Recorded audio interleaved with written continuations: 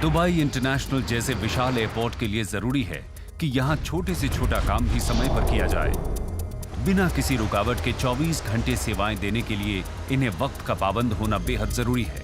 किसी भी डिपार्टमेंट में हुई जरा सी भी देरी पूरे एयरपोर्ट के काम पर असर डाल सकती है। ये बात सबसे ज्यादा एयर ट्रैफिक कंट्रोल के ऊपर लागू होती है। एयर ट्रैफिक कंट्रोल को यह सुनिश्चित करना होता है कि महज 2 रनवे से 140 एयरलाइंस अपने 260 डेस्टिनेशंस पर बिना किसी रुकावट के उड़ान भरती रहें। Emirates 55, stay with me. Wind 1605 knots, clear for takeoff. 30 right. 1- frequency, wind 1803. सुबह की गहमा गहमी के बीच देर रात की फ्लाइट्स अपनी रवानगी का इंतजार कर रही हैं। 70B and air traffic controllers को आसमान में उड़ते और जमीन पर खड़े प्लेन्स दोनों को मैनेज करना होता है। सुबह के रश आवर के बीच देर रात तैयार हुई फ्लाइट्स अपनी अगली रवानगी का इंतजार कर रही हैं। ये एक बहुत ही तनावपूर्ण काम है, जहां दबाव वाली परिस्थिति के बीच अहम निर्णय लेने की काबिलियत जरूरी है। ऐसा है कि आपको कुछ 3D में दिया गया है, उसे 4D में बदलना है, और वो जो चौथा डायमेंशन है वो टाइम है। तो दिमाग हमेशा 1 मिनट, 2 मिनट, 3 मिनट आगे की सोच रहा होता है कि सारे प्लेन्स 3 मिनट बाद कहाँ होंगे।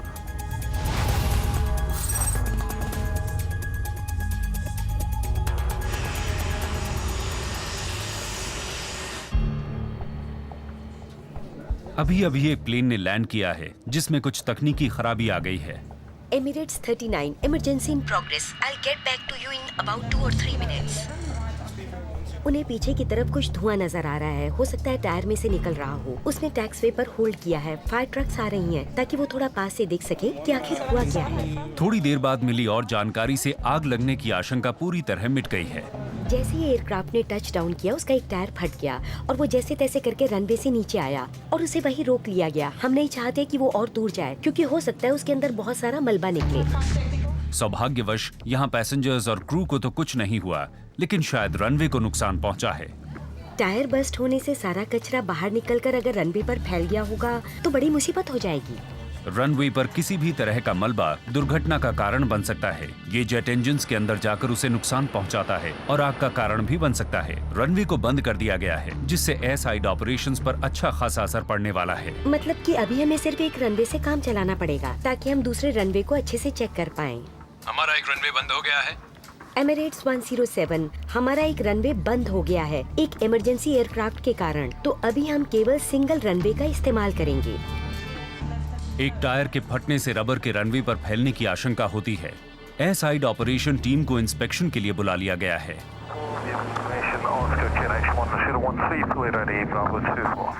Emirates 15, ओके, हमें अभी सिर्फ एक ही रनवे से काम चलाना होगा, उसी पर उतरना होगा। प्रॉब्लम की वजह से 10 मिनट देर होगी। लगभग 3 मिनट के लैंडिंग इंटरवल्स के साथ अब प्लेन्स को एकमात्र उपलब्ध रनवे पर उतरने के लिए अपनी बारी का इंतजार करना पड़ेगा। टेस इन्हें ज्यादा देर तक रोक कर नहीं रख सकती। हमारे पास कुछ बहुत ज्यादा एयर स्पेस नहीं है और हम यहाँ से अगर कुछ प्लेन्स को भेज देंगे तो बहुत सारे प्लेन्स हो जाएंगे। हम एयर स्पेस को होल्ड भी नहीं कर सकते, क्योंकि इससे एयर स्पेस के बाहर जो 2 होल्डिंग बेस हैं वो बहुत जल्दी भर जाएंगे। अगर आप हमारे स्टैक्स पर नजर डालें, रडार को देखें, तो आपको समझ आ जाएगा कि ये कितनी जल्दी भर रहा है। दुनिया के सबसे बिजी एयरपोर्ट में से एक का मात्र एक रनवे पर निर्भर रहना काफी दबाव पैदा कर रहा है। क्योंकि हमारा एक रनवे 10-15 मिनट के लिए बंद रहेगा, इस चक्कर में हमारे सारे डिपार्चर्स पीछे हो जाएंगे। डिपार्चर्स के पीछे होने का मतलब है बिग डिलेस। इस वक्त वेटिंग पर केवल 5 हैं, लेकिन ये लाइन बहुत जल्दी बढ़ जाएगी। दिन के इस वक्त काफी डिपार्चर्स होते हैं। रनवे को जल्द से दोबारा चालू करना टेस के हाथ में नहीं है। कुछ गाड़ियां रनवे को चेक कर रही हैं और जो भी मलबा उसे वहां से उठाया जा रहा है। साफ होने के बाद हम दोनों रनवे पर फिर से काम करने लग जाएंगे। Emirates 87, thanks for waiting. Contact ground 11835. Okay, can we move up the queue then? हाँ, मैं तुम्हें क्यू में डालती हूँ, थैंक्स। तुम अभी नंबर 5 पर हो। Okay, it sounds good. 707, thanks. Hold position. Just stay with me. Emirates 55, stay with me. 15 minute की देरी के बाद टेस को आखिरकार वो खबर मिली जिसका वो इंतजार कर रही थी। अब दोनों रनवेज खुल गए हैं। Crossing now. टेस को पिछले डिपार्चर्स क्लियर करने में आधा घंटा लगेगा। कुछ दिन एकदम डल जाते हैं, लेकिन जब मैं यहाँ बैठती हूँ तो ज्यादातर मुझे अपने काम में बहुत मजा आता है। Cross runway 30 right and pop 2 Echo 6।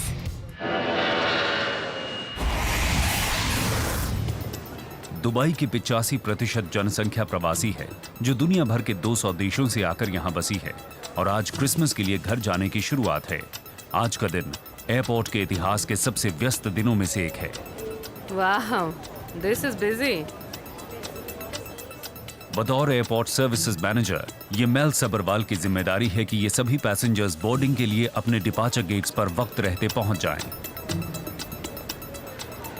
आज सुबह 17,000 पैसेंजर्स सवार हुए हैं और अभी 11,000 और जुड़ गए हैं। ये काफी बड़ी फिगर है। यानी मॉर्निंग रश के दौरान 28,000 पैसेंजर्स हैं। आज यहाँ काफी कुछ हो रहा है। मैं बस चाहती हूँ कि सारा काम बिना किसी प्रॉब्लम के हो जाए।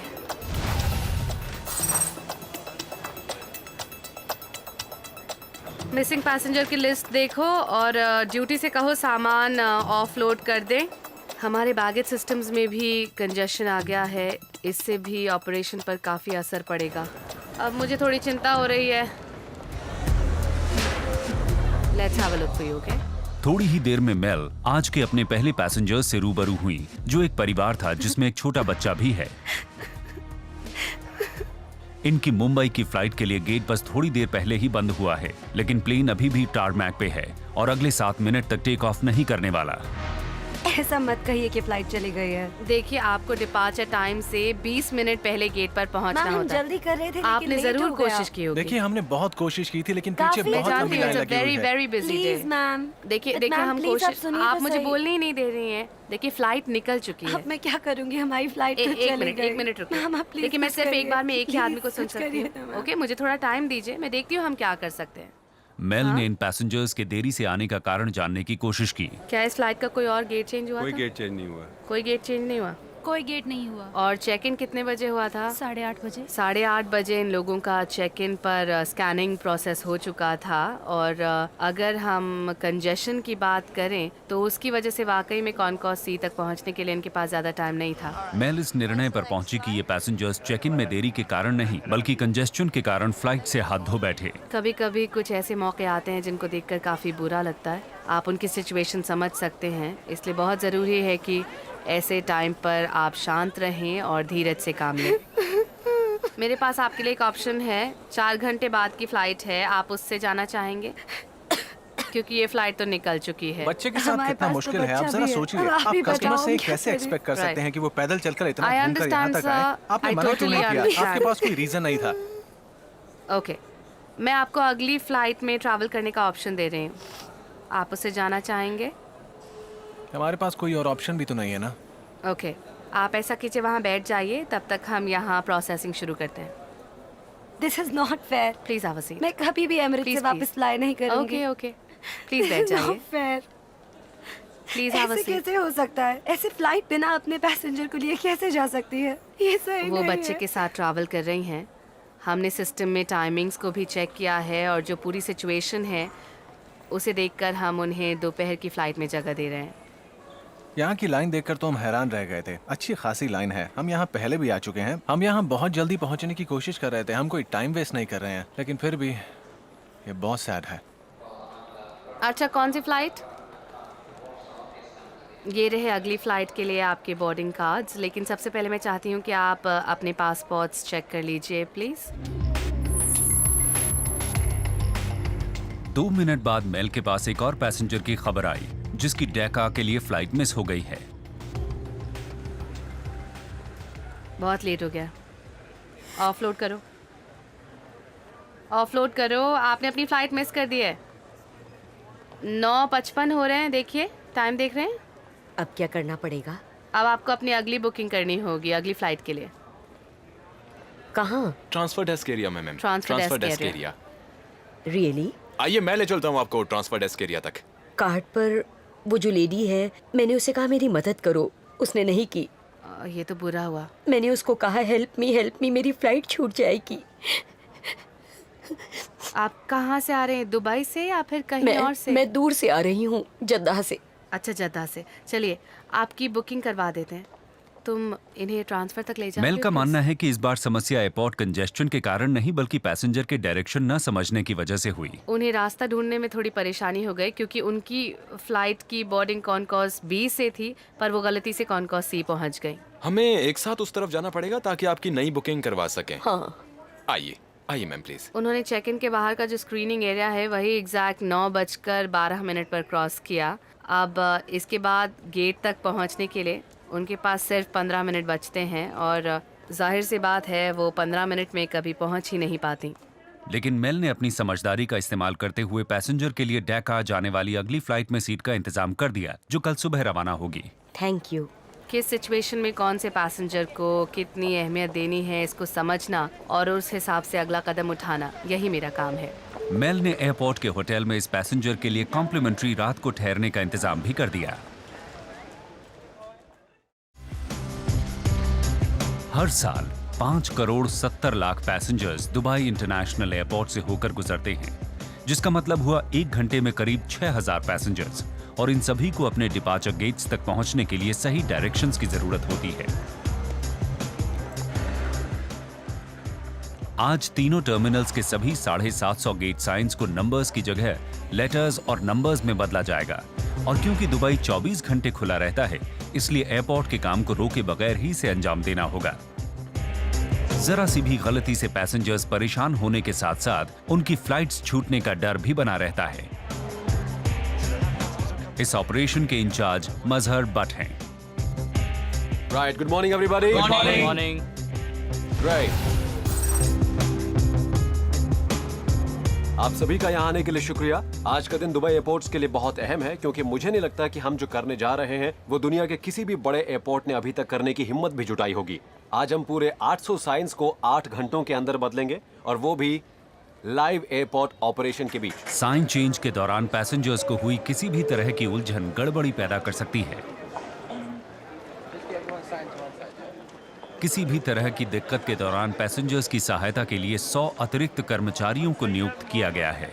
इनका काम है पैसेंजर्स अच्छी तरह अपने गेट्स को समझ सकें, और अगर वो गेट्स को लेकर थोड़े भी कंफ्यूज्ड हो तो ये उन्हें इन्फॉर्मेशन दे सकते हैं। ये मैप के जरिए उन्हें समझा सकते हैं, ये उन्हें गेट तक गाइड भी कर सकते हैं।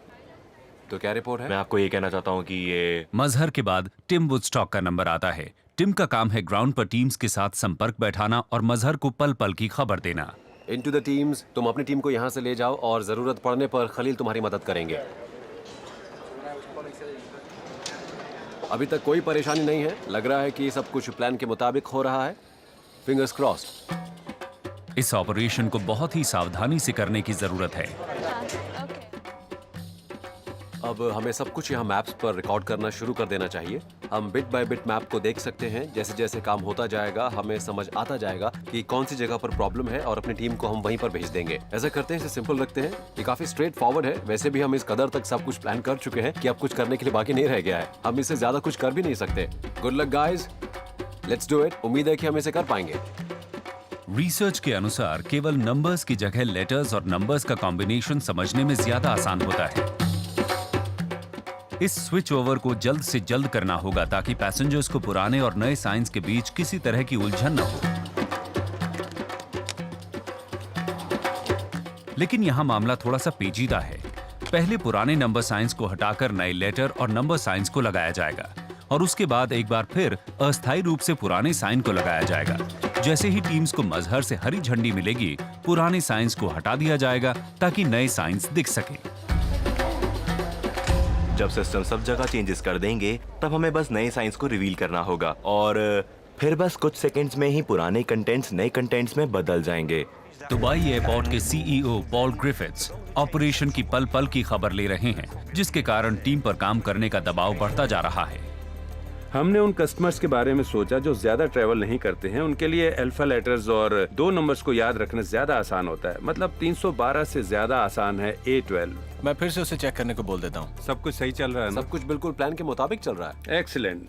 ये तो एकदम वार रूम जैसा लग रहा है, जहाँ 100 से ज्यादा जवान किसी बड़ी सी जंग की तैयारी कर रहे हो। है ना? Lovely, great news. Thanks sir. Live environment में हमें दूसरा मौका नहीं मिलता। हम एयरलाइंस के अराइवल और डिपार्चर्स को रोककर अपना काम नहीं कर सकते। तो कैसे भी करके टीम को ऐसे ही हालात में काम करना होगा और कम से कम समय पर करके दिखाना होगा। अगर थोड़ी सी भी गलती हुई तो उसका असर बहुत बड़ा हो सकता है और दूसरी चीजों पर भी पड़ सकता है। इन सबको पता है कि इन्हें क्या करना है, बस इन्हें प्लान के हिसाब से अपने एलोकेटेड जोन्स में काम करना है। तुम मुझे हर 15-20 मिनट में अपडेट करते रहना। मजहर साइनेट स्विच ओवर के साथ लाइव जाने ही वाले थे कि तभी ऊपर HQ से कॉल आया। तुम C1 में ही सबको रखना चाहते हो या फिर कुछ C1 में और कुछ C2 में? उनके पास टिम वुडस्टॉक का कॉल आया, जिन्होंने बताया कि साइंस को बदलने के लिए जो क्रूज जिम्मेदार हैं, उनमें से एक गायब है। अच्छा, लेकिन उन्हें अभी तक तो पहुंच जाना चाहिए था। वो पहुंचे क्यों नहीं है? उन्हें तो अभी तक वहां होना चाहिए था ना।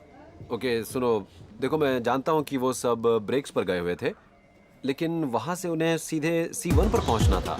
अब तक नहीं पहुंचे। अच्छा, उन साइंस का क्या हुआ जो बीच में लगने थे? अगर मजहर अपने क्रूज को जल्द से जल्द वापस नहीं ला पाए तो उनका ये बड़ी मेहनत से बनाया गया प्लान अपनी डेडलाइन मिस कर सकता है।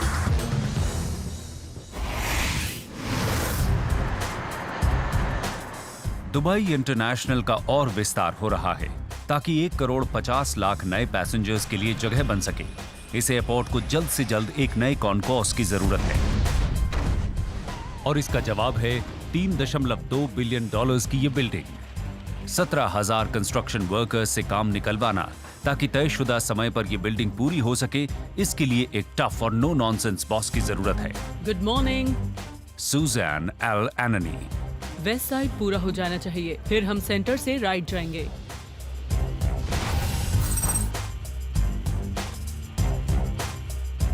सारे के सारे पैनल्स, एस्केलेटर्स के आसपास का हिस्सा और वो पूरा बिल्डिंग को पूरा करने में केवल 1 महीना बाकी है। काम शेड्यूल पर चल रहा है या नहीं ये पता लगाने के लिए सुजैन ने मेन कॉन्ट्रैक्टर्स को बुलाया है। इंस्टॉलेशन पूरा करने में कितना टाइम लगेगा आपको? 3 से 4 हफ्ते में हो जाना चाहिए वैसे। 3-4 हफ्ते? हाँ, मतलब हमारा टारगेट तो यही है। हमें पता है कि वक्त ज्यादा नहीं है, लेकिन हम कोशिश करेंगे कि वो जल्द से जल्द पूरा हो सके। नहीं, आप सब सुन लीजिए। ऐसा है कि किसी भी चीज को छुपाने का टाइम गया, हमें सब कुछ टाइम पर देना है।